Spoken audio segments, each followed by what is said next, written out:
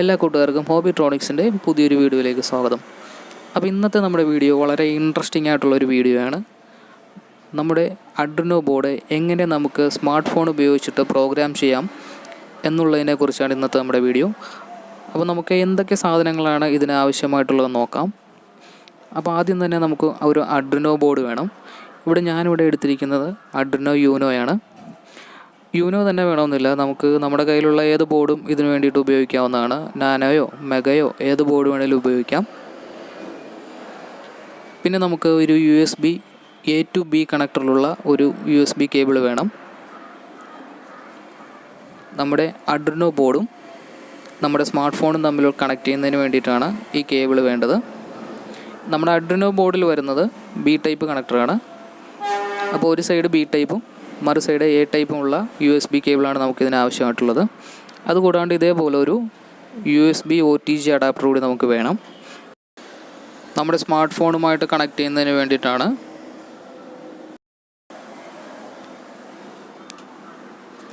ഇത്രയും സാധനങ്ങളാണ് നമുക്ക് പ്രോഗ്രാം ചെയ്യുന്നതിന് ആവശ്യമായിട്ടുള്ളത്.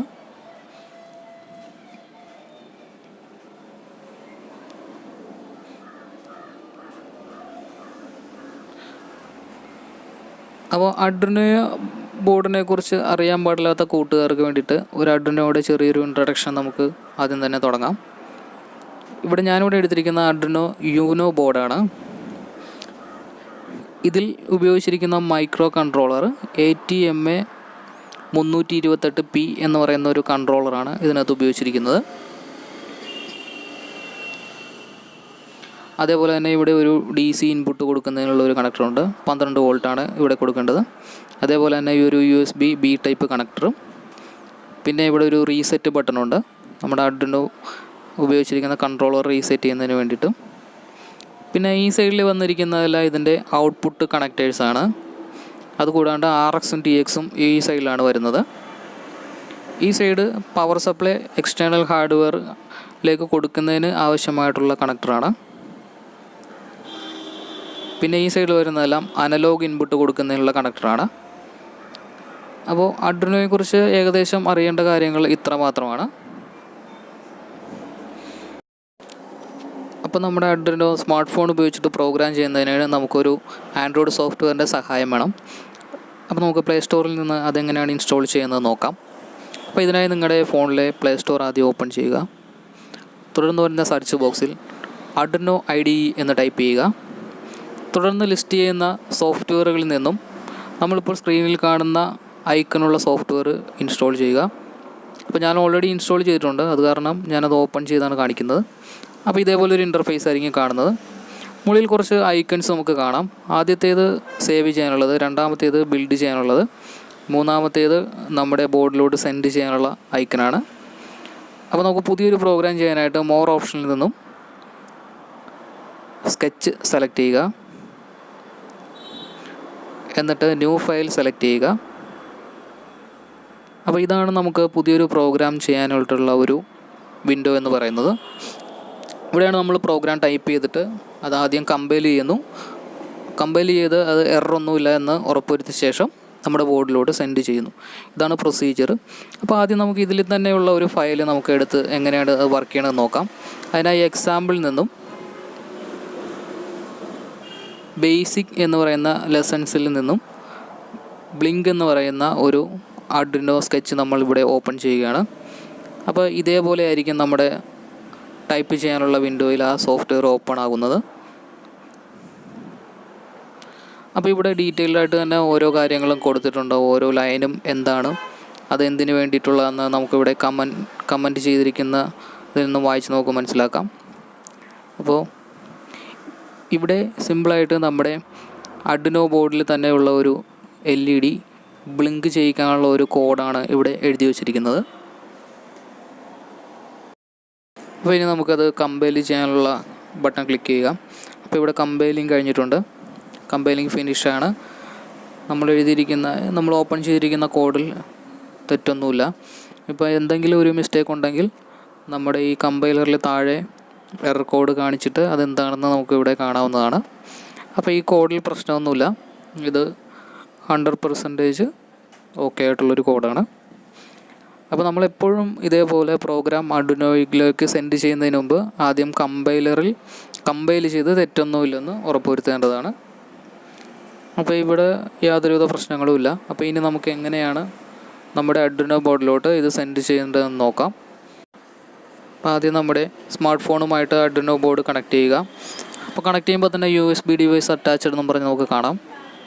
അതിനുശേഷം നമ്മുടെ മോർ ഓപ്ഷനിൽ നിന്നും സെറ്റിങ്സ് സെലക്ട് ചെയ്യുക.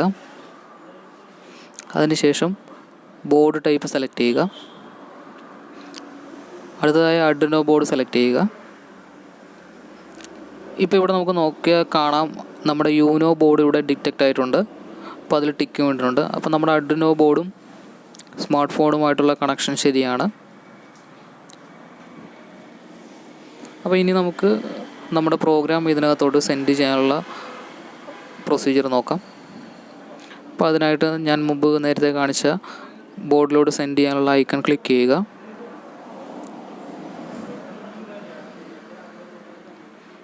അപ്പോൾ ഇവിടെ കാണാം അപ്ലോഡിങ് 100% എന്നും പറഞ്ഞ് നമുക്ക് കാണാം. അപ്പോൾ കണക്ഷൻ ശരിയാണ്.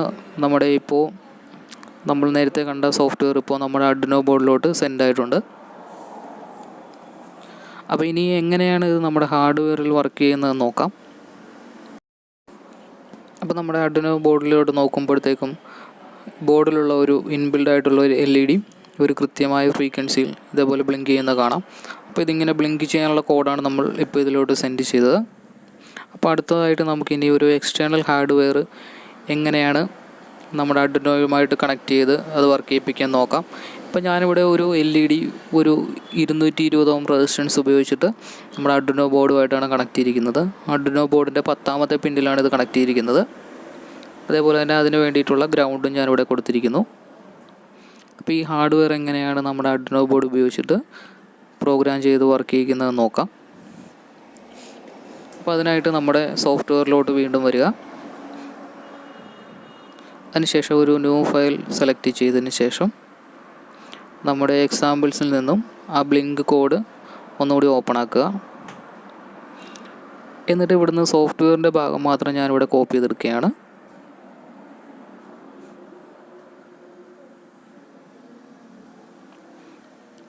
എന്നിട്ട് വീണ്ടും ഒരു ന്യൂ ഫയൽ സെലക്ട് ചെയ്ത് ഞാൻ അവിടുന്ന് കോപ്പി ചെയ്ത ആ ഫയൽ ഇവിടെ പേസ്റ്റ് ചെയ്യുകയാണ്.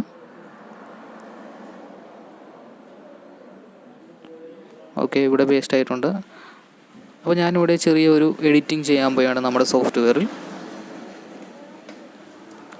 ഇവിടെ സോഫ്റ്റ്വെയറിൽ LED ബിൽറ്റ് ഇൻ എന്ന് പറഞ്ഞിരിക്കുന്ന ഭാഗമെല്ലാം ഞാൻ എഡിറ്റ് ചെയ്ത് അവിടെ 10 എന്ന നമ്പർ കൊടുക്കുകയാണ്.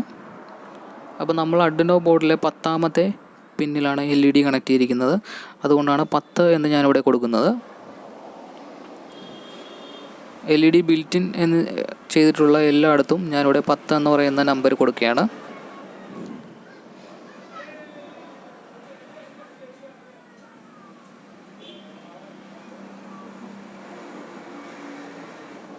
ഓക്കെ, എല്ലായിടവും ഞാൻ ആ എഡിറ്റ് ചെയ്ത മാറ്റം വരുത്തിയിരിക്കുകയാണ്. എന്നിട്ട് ഞാനിവിടെ ഒന്നുകൂടി ബിൽഡ് ചെയ്യുകയാണത്.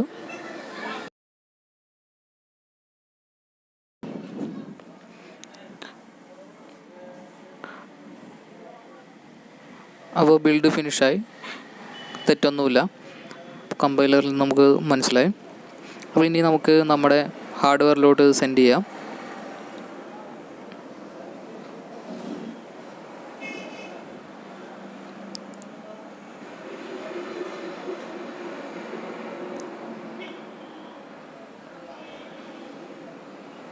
ഓക്കെ, ഇപ്പോൾ നമ്മൾ ഹാർഡ്വെയറിലോട്ട് നമ്മുടെ സോഫ്റ്റ്വെയർ സെൻഡ് ചെയ്തു. അപ്പോൾ 100% ഫിനിഷായി, പ്രശ്നമൊന്നുമില്ല. അപ്പോൾ ഇനി നമുക്ക് എങ്ങനെയാണ് നമ്മുടെ ഹാർഡ്വെയറിൽ ഇത് വർക്ക് ചെയ്യണമെന്ന് നോക്കാം. അപ്പോൾ നമ്മളിപ്പോൾ സെൻഡ് ചെയ്ത പ്രോഗ്രാം നമ്മുടെ ആർഡിനോ ബോർഡിൽ വർക്ക് ചെയ്യുന്നുണ്ട്. ഇപ്പോൾ ഒരു നിശ്ചിത ഇടവേളകളിൽ LED ബ്ലിങ്ക് ചെയ്യിക്കാനുള്ള ഒരു കോഡാണ് ഇതിനകത്തോട്ട് സെൻഡ് ചെയ്തത്. അപ്പോൾ ഇത് ഏറ്റവും സിമ്പിളായിട്ടുള്ളൊരു പ്രോഗ്രാമാണ്. ആർഡിനോയിൽ അതെങ്ങനെയാണ് വർക്ക് ചെയ്യുന്നതെന്നാണ് ഇപ്പോൾ കാണിച്ചു തന്നത്.